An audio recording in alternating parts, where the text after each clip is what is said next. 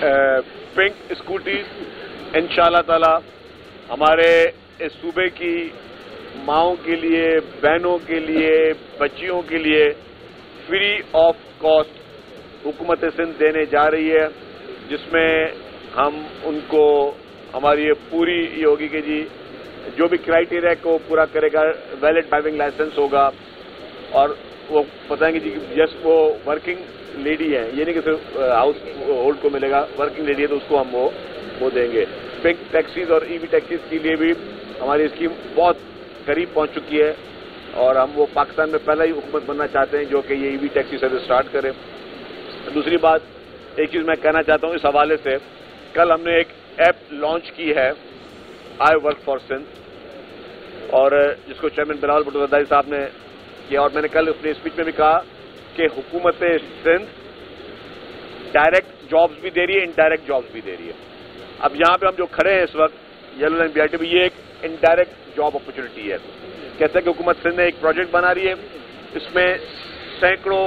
लोग मजदूर होंगे जो मजदूरी कर रहे हैं, फॉरेन लाइन जारी है, वहां के लोगों को खुशखबरी दे दूंगे इंशाल्लाह ताला। अभी सिंध हुकूमत के हैंडओवर हो चुकी है,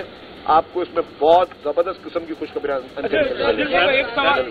कराची यूनिवर्सिटी रोड जो है वो रेड लाइन की वजह से उसको लोगों ने सर्वे करना छोड़ दिया है, एक तो बता दें कि क्यों नहीं बन रहा है तकरीर क्या सुनिए भाई मेरे, दूसरा सवाल पूछ ले, तकरीर हो गई पूरी यार। मेरा सवाल जब सारी मैंने आपको बता दिया भाई, ये 3-4 इशूज चल रहे हैं, सिविल एविएशन का अलग इशू चल रहा है, वो वाटर बोर्ड वालों ने अलग, वो जो KWSIP वालों ने अलग वो K4 की लाइन डालनी है, वो इशूज है उसके। अच्छा सर, इस वक्त तकरीबन 11 माह से ज्यादा का वक्त गुजर चुका, वज़ीर-ए-आज़म शहबाज शरीफ ने कराची के लिए एक ऐलान किया था,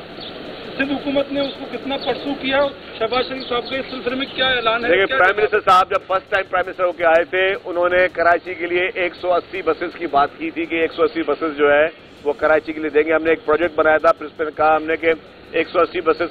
प्राइम मिनिस्टर साहब देंगे, 180 बसेस मजीद हम इजाफा करेंगे, तो ये 360 बसेस का जो है ये एक प्लान बनाया था, लेकिन अनफॉर्चुनेटली वो फेडरल गवर्नमेंट ने शामिल नहीं किया। मेरी गुजारिश होगी हमारे प्राइम मिनिस्टर साहब से कि प्राइम मिनिस्टर साहब आपकी कमिटमेंट थी, आप बराए मेहरबानी कराची के लिए जो 180 बसेस का आपने वादा किया था, ये कराची के लोगों का हक है, कराची के लोग जो है वो आपकी कमिटमेंट पे अमल करते हैं और वो कराची के लोग समझते हैं कि ये कराची सबसे ज्यादा टैक्स देने वाला शहर है, तो कराची का यह जायज हक है कि 180 बसेस जो है वो कराची जो आपने कमिटमेंट की उसको काइंडली आप प्रोवाइड करें। अच्छा सर, ये जो रेड लाइन की बात हो रही थी, आप फरमा रहे हैं रुकावटों की वजह से, आप समझ रहे हैं कि जैसे ये तो आपका क्रेडिट है कि ये मंसूबा 4 महीने पहले मुकम्मल हो रहा है, रेड लाइन में ताखीर कितनी होगी, कितनी ताखीर से मुकम्मल होगा? देखिए जी, जैसे यूटिलिटीज के इश्यूज रिजॉल्व हो जाएंगे, मैंने कहा तो हमारा टारगेट तो 2026 के एंड था, लेकिन 2026 एंड मुझे थोड़ा टफ नजर आ रहा है, कुछ इश्यूज है, लेकिन हमारा चीफ मिनिस्टर साहब का भी यही है कि जी आप पहले ट्रैक कंप्लीट कर लें, बाकी चीजें बाद में, ताकि जो लोगों को इसमें तकलीफ है उसको तो हम रिजॉल्व कर रहे हैं, उस ट्रैक को हम कंप्लीट कर रहे हैं, बाकी जो चीजें उसको हम बाद में देख लेंगे। ये बताइएगा कि मेरा सवाल जो है वो रेड पीपल्स बस सर्विस से मुतालिक है कि वहाँ पर कुछ इश्यूज हैं, जो मुलाजमीन है, मुलाजमीन को 28,000 रुपये से लेकर 34-35,000 रुपये तक तनख्वाहें दी जा रही है और 15-15 घंटे ड्यूटी कराई जा रही है। हमें कुछ लोगों ने रोक कर कहा कि आप हमारी आवाज़ मिनिस्टर तक पहुँचाएं, हमारे तक ज्यादती हो रही है, तो इस हवाले से कुछ आप ऐलान? देखिए, रेड लाइन आपके पीपल्स बस सर्विस की बात करें, पीपल्स बस सर्विस का काम हमने आउटसोर्स किया हुआ है, बसेज हमारी हैं और उसमें एक वफाकी इदारे को हमने दिया हुआ है, वो उसके ऑपरेटर्स हैं। अगर ये किसी को भी 35,000 से कम मिल रहा है और आप उसकी निशानदेही करेंगे तो डेफिनेटली हम उनकी पेमेंट बंद कर देंगे ऑपरेटर की, क्योंकि उनका ऊपर ये लाजिम है कि वो जो मिनिमम वेजेस हुकूमत सिंध ने मुकर्रर किए हैं वो उनको एनी हाउ पे करने हैं। अच्छा सर, ये बताइए, ग्रीन बस का आपके साथ गवर्नमेंट में आ गई है, तो आप कह रहे हैं कि उसमें मजीद फैसिलिटीज आप प्रोवाइड करेंगे, तो ये बताइएगा उसके किराए में भी क्या इजाफा किया जाएगा? और सेकेंडली आप ये बता दीजिएगा कि वज़ीर-ए-आज़म साहब ने जो आपसे बसों का वादा किया था, क्या ग्रीन लाइन बसें इसमें शामिल है क्या? नहीं, ग्रीन लाइन उसमें शामिल नहीं थी प्राइम मिनिस्टर साहब वाली में। किराया अभी फिलहाल नहीं बढ़ाएंगे, पहले अभी हमें समझने दें कि वहाँ पे किस तरह चल रहा है, लेकिन मैं आपको बता दूं कि हम जो फैसिलिटीज बढ़ाएंगे वो बगैर पैसे इंक्लूड किए बढ़ाएंगे, वो तो अपने दिमाग से बढ़ाएंगे फैसिलिटीज। हम उसके रेवेन्यू को भी बेहतर करेंगे, वो भी अपना थोड़ा दिमाग इस्तेमाल कर लेंगे, थोड़ी इसको ओनरशिप देंगे प्रोजेक्ट को, क्योंकि कुछ काफी चीजें कमर्शियल मॉडल भी वहां पे, तो हम कुछ रेवेन्यू भी बढ़ाएंगे, कुछ फैसिलिटीज भी बढ़ाएंगे और कोशिश ये करेंगे कि सरकार का 1 रुपया भी उस पर एडिशनल खर्च ना हो। अच्छा लेकिन साहब ये बता दें कि ग्रीन लाइन जो है वो उसमें अगर मसले मसाइल होते हैं तो हमारा काम है कि हम किसी भी मसले की निशानदेही करें, लेकिन जब तक वफाक के अंडर पे था तब हम कैमरा लेके जाते थे वहाँ पर, तो वहाँ से गार्ड को पूरी तरह बदतमीजी करते थे कि लिफ्ट अगर कोई नहीं चल रही है या एलिवेटर बंद है तो बनाते हैं तो वो लोग बदतमीजी करते हैं। अब क्या होगा, अपनी बदमाशी रहेगी? नहीं जी, बदतमीजी की किसी को इजाजत नहीं, और हम तो मीडिया फ्रेंडली लोग हैं, आपको पता है। सिंध हुकूमत आप तो जो कुछ भी चलाए खबरें हम कभी एतराज करते नहीं है। सही खबरें चलती है फिर भी एतराज नहीं करते, गलत खबरें चलती है, झूठी खबरें चलती है, हम फिर भी एतराज नहीं करते। शर्जील साहब, शर्जील साहब, कल बिलावल भुट्टो जरदारी ने अमन के हवाले से जो मीटिंग की है, कराची में जो ट्रैफिक के जो हादसा लगभग 200 लोग मौत हुए, उसके लिए कोई हिकमत अमली जोड़ी? देखिए जी, कल चेयरमैन बिलावल भुट्टो जरदारी साहब ने सिंध भर के लॉ एंड ऑर्डर के लिए मीटिंग की, कराची के लॉ एंड ऑर्डर की भी उन्होंने बात की, और जो अपर सिंध के जो इशूज है उसमें भी बात की, और उनकी क्लियर हिदायतें हैं कि सिंध हुकूमत और महकमा दाखिला जो है सिंध का वो उन सारी चीजों को एड्रेस करे। तो डेफिनेटली इसमें ट्रैफिक के इशूज है, जो भी ट्रैफिक हादसा है, जो भी स्थिति है, सबको हुकूमत जो है वो फुल तौर पे विजिलेंट है। अच्छा, ये समझिएगा कि जो 1 किलोमीटर का रेड लाइन मनसूबे का जो 1 किलोमीटर का मज़ार कायद से देखिए जहाँ वो शोरूम वालों का इशू था, वो अभी हमें पता ये चला है कि शायद वो वफाकी जो कायद-ए-आज़म बोर्ड की ज़मीन का कोई बीच में आ गया, तो वो थोड़ा सा क्लियर कर दो। और सेकंड बात तो ये कि ज़ाहिर बजट भी आने वाला है, वफाक से हमें NSC के वर्ड में जो पिछले जो बकाया जाते हैं वो ही नहीं मिले, तो नए की क्या हमें होंगे? देखिए जी, आपने जहाँ बात की वो जो एक पोर्शन है रेड लाइन में, वो भी अलग उन्होंने ग्रीवेंसेस कमेटी में गए हुए हैं,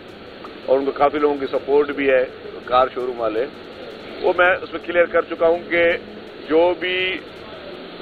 रूल होगा सबके लिए एक जैसा होगा। ये नहीं कि ये कुछ दुकानदारों के लिए तो मैं एक अलग पॉलिसी बनाऊंगा, 2-4 अरब रुपए खर्च कर लूं, भाई सरकार का पैसा मेरा पैसा थोड़ी है, तो 2-4 अरब खर्च करूं और बाकी दुकानदारों को मैं रेमो करम में छोड़ दूं, या वो एक प्रेसिडेंट क्रिएट कर दूं कि सारे दुकानदार कल को बोल जाएंगे भाई सारा इसको एलिवेटेड बना लो, क्योंकि हमारी दुकान के सामने जो है ना वो ग्राहक नहीं आएगा। तो ये तो मेरे ख्याल से दुनिया में कहीं नहीं होता। और एक और जो बात आपने की वो भी yes, it's one of the factor के कायद-ए-आज़म मोहम्मद अली जिन्ना रहमतुल्लाह अलैह की मज़ार की वजह से एक हाइट रिस्ट्रिक्शन होती है इस एरिया में, तो वो उसकी एक सैंटिटी है, वो भी एक वन ऑफ द फैक्टर है। आप ये बता दें कराची शहर के लिए क्या मज़ीद बसें लाने जा रहे हैं? दूसरा आपने ऐलान किया था जी भाई, ये अच्छा सवाल किया ना आपने। अच्छा, जो पिंक स्कूटीज इंशाल्लाह ताला हमारे इस सूबे की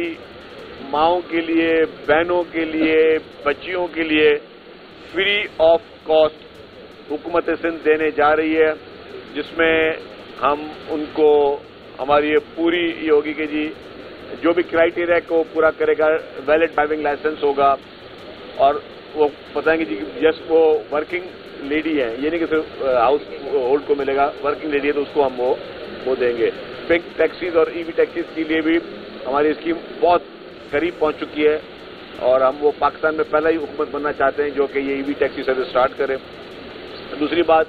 एक चीज मैं कहना चाहता हूं इस हवाले से, कल हमने एक ऐप लॉन्च की है आई वर्क फॉर सिंध, और जिसको चेयरमैन बिलावल भुट्टो जरदारी साहब ने किया, और मैंने कल अपने स्पीच में भी कहा कि हुकूमत सिंध डायरेक्ट जॉब्स भी दे रही है, इनडायरेक्ट जॉब्स भी दे रही है। अब यहाँ पे हम जो खड़े हैं इस वक्त येलो लाइन BRT में, ये एक इनडायरेक्ट जॉब अपॉर्चुनिटी है। कहते हैं कि हुकूमत सिंध ने एक प्रोजेक्ट बना रही है, इसमें सैकड़ों लोग मजदूर होंगे जो मजदूरी कर रहे हैं, इसमें काफी लोग इंजीनियर्स हैं, क्वालिफाइड इंजीनियर्स हैं, इसमें काफी टेक्निकल स्टाफ है, सर्वेयर्स हैं, क्वांटिटी सर्वेयर्स होंगे, तो इन सबको एक जॉब अपॉर्चुनिटी क्रिएट हुई है। तो मेरी भी ये गुजारिश होगी कि आई वर्क फॉर सिंध जो एक प्लेटफॉर्म पाकिस्तान पीपुल्स पार्टी की हुकूमत सिंध ने बनाया है, उसमें आप भी अपने आप को रजिस्टर करें आई वर्क फॉर सिंध में, और हम सब जो है उस आई वर्क फॉर सिंध में अपने आप को सब मिलकर जो है इस सूबे की तरक्की कर सकें, अपने लिए जॉब अपॉर्चुनिटीज क्रिएट कर सकें, सूबे के लोगों को, नौजवानों के लिए जो हमारी 65% यूथ है उसको हम अपॉर्चुनिटी क्रिएट करके दे सकें। तो आप सब भी आई वर्क फॉर सिंध का हिस्सा बने और अपने आप को उसमें रजिस्टर कराएं। अरबों रुपए के मंसूबे सिंध गवर्नमेंट बना रही है, ये बताइएगा कि प्राइवेट सेक्टर की अगर हम बात करें तो बसेस नहीं खरीद रहे, रिक्शे शहर में बढ़ते जा रहे हैं, की अगर हम बात करें तो बगैर किसी परमिट के यहाँ पर चल रहे हैं, तो ये हजारों जो चल रहे हैं उनके खिलाफ कोई एक्शन लिया जाएगा, उनको वक्ती तौर पर रेगुलराइज किया जाएगा? देखिए, रेगुलराइज हम नहीं कर रहे हैं उसको, ये कोर्ट ऑर्डर पे चल रहे हैं, गवर्नमेंट को बैन कर चुकी है, कोर्ट के स्टे ऑर्डर पे सारे ये चल रहे हैं, और जितने ट्रांसपोर्ट मजीद स्कीम बनेंगी तो ऐसे ऐसे रिक्शा कल्चर भी रिड्यूस होता जाए। आतिश न्यूज, पाकिस्तान के सबसे बड़े न्यूज नेटवर्क का हिस्सा बनने का सुनहरी मौका। मुल्क भर से दर्ज झेल आसामियों की जरूरत है। Bureau chief, deputy bureau chief, video editor, city reporter, tehsil reporter, district reporter, crime reporter, press reporter, नुमाइंदा, नामह नगार। Chief executive Syed Jamshed Bukhari. मजीद मालूमात के लिए इन नंबर्स पर राबिता करें।